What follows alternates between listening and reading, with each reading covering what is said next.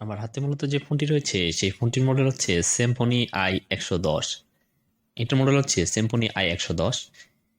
এটার যেটা সমস্যা সেটা হচ্ছে টাচ ডিসপ্লেটা ব্রোকেন হয়ে গেছে, অর্থাৎ এটার টাচ ডিসপ্লে ব্লার হয়ে গেছে। আজ আমি এটাকে রিপেয়ার করে দেখাবো, আপনাদের রিপ্লেস করে দেখাবো এটা কীভাবে রিপ্লেস করতে হয়। আর এটাও দেখিয়ে দিব যে এই ফোনটার টাচ ডিসপ্লেটা কি মূলত আলাদা থাকে না কমপ্লিট থাকে, সেইটা স্টেপ বাই স্টেপ আজ আপনি আপনাদের দেখিয়ে দিব। এই জন্য সর্বপ্রথম আমাকে যেটা করতে হবে সেটা হচ্ছে আমার ফোনের যে স্ক্রুগুলো ছিল সেগুলো কিন্তু খুব ভালোভাবে খুলে নিতে হবে। আমি সেই স্ক্রুগুলোকে খুলে নিব। তার আগে আমি আপনাকে বলে রাখছি, আপনি যদি আমাদের চ্যানেলের নতুন সদস্য হয়ে থাকেন তাহলে অবশ্যই চ্যানেলটি সাবস্ক্রাইব করে রাখবেন এবং পাশে থাকা বেল আইকনটি অন করে দিবেন। আর ভিডিওটি দেখে যদি আপনার ভালো লেগে থাকে তাহলে অবশ্যই ভিডিওতে একটা লাইক দিয়ে দিবেন, কেননা আমরা নতুন নতুন টিপস আপনাদের মাঝে এরকমভাবে ডেইলি শেয়ার করে থাকি। আমার এখানে নাটগুলা খোলা শেষের পর আমি এখানে যেটা করব সেটা হচ্ছে আমার ফ্রেম যেটা ছিল সেই ফ্রেমটাকে এখন আমি খুলে নিব। ফ্রেমটাকে খুলে নেওয়ার পর ফ্রেমটাকে খোলার সময় মাথায় রাখবেন যাতে দ্বিতীয় রেমনটা ছিঁড়ে না যায়। এইখানে ফ্রেমটাকে খুলে নেবেন ভালোভাবে। আমি আমার হাতে থাকা ফ্রেমটাকে খুলে নিচ্ছি। এটা হচ্ছে পাওয়ার বাটন।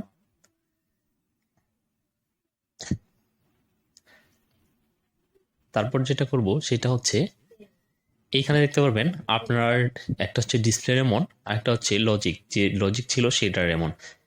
আমাকে এখান থেকে প্রথমে আমি ডিসপ্লে রেমনটাকে খুলে নিব।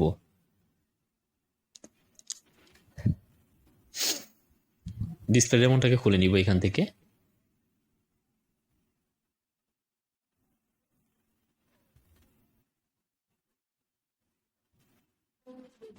এখান থেকে আমি আমার ফোনের ডিসপ্লেটাকে খুলে নিব, ডিসপ্লে রেমনটাকে খুলে নিব।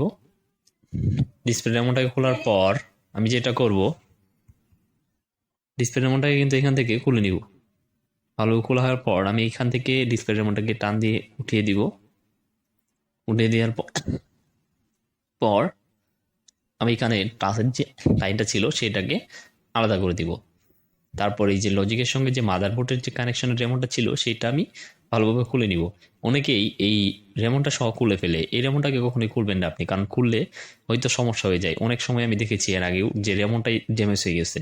সো আপনি জাস্ট এখান থেকে ক্লিপটাকে আনপ্লাগ করে দিবেন, নেটওয়ার্ক ইন্টারনেট কেবলটাকে খুলে নেবেন। তারপর এখান থেকে আপনি লজিকটাকে আলাদা করে রাখতে পারেন, বা এরপর ডিসপ্লেটাকে ইট দিয়ে নেবেন ভালোভাবে চারপাশে সোল্ডারিং আয়রন দ্বারা হিট দিয়ে নেবেন ভালো করে। আমি হিট দিয়ে নিচ্ছি।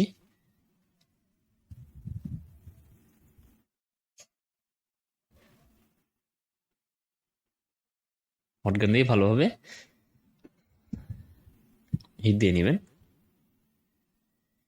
হিট দেওয়া শেষ হয়ে গেলে আপনি এখন এটার কাটিং পেপার দিয়ে ডিসপ্লেটাকে কেটে কেটে বের করতে পারেন খুব সুন্দরভাবে।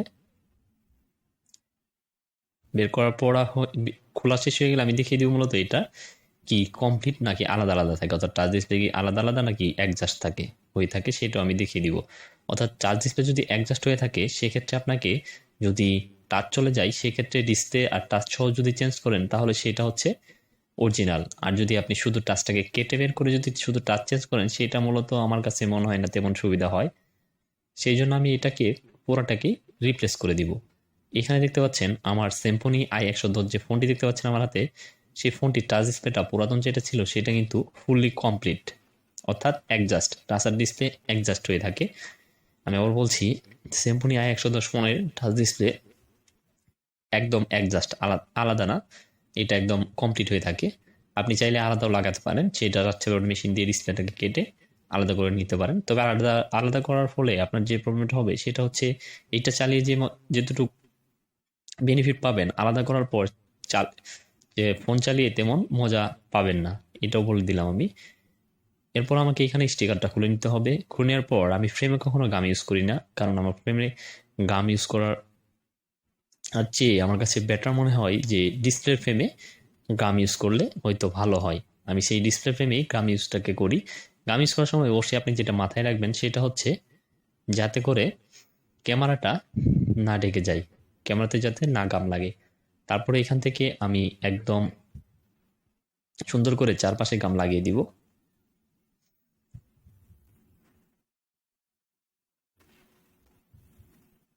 লাগানোর পর এটা আমি জাস্ট সেটিং করে দিব।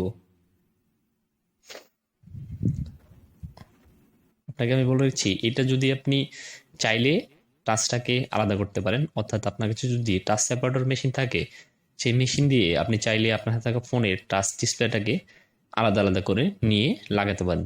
তবে যদি আপনি ডিসপ্লেটা আলাদা করে লাগান, টাচটা অনেক সময় দেখা যায় কিছুদিন পর টাচটা আর কাজ করে না, বা টাচ একা একাই কাজ করে, বা টাচ বিভিন্ন সময় বিভিন্ন জায়গায় একা একা কাজ করে, এরকম সমস্যা হয়ে থাকে।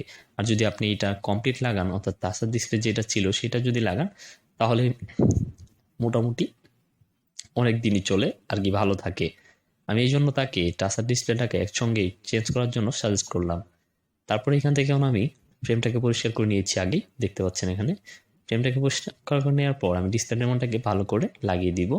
তারপর এখানে যে রেমনটা ছিল এই স্টিকারটাকে আমি তুলে নিচ্ছি।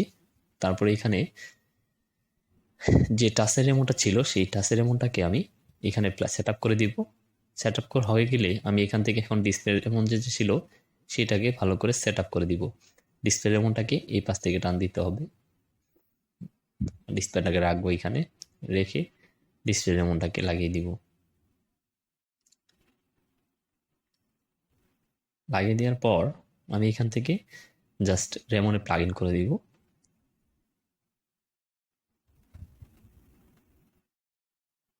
এটা ছিল হোয়াইট, প্রথম যেটা ছিল সেটা হচ্ছে হোয়াইট। হোয়াইট আমি পাইনি বিধায় এখানে ব্ল্যাক করে দিলাম। তারপরে এখান থেকে আমি যেটা করব সেটা হচ্ছে এই যে লজিক যেটা ছিল সেই লজিকটাকে লাগাবো।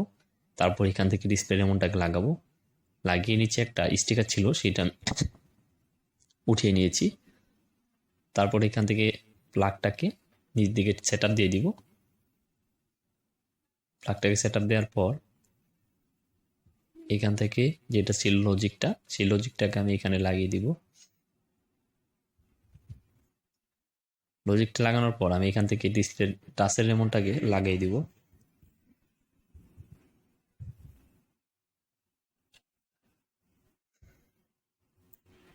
টাচের রেমনটা লাগানো হয়ে গেলে আমি এখন যেটা করব সেটা হচ্ছে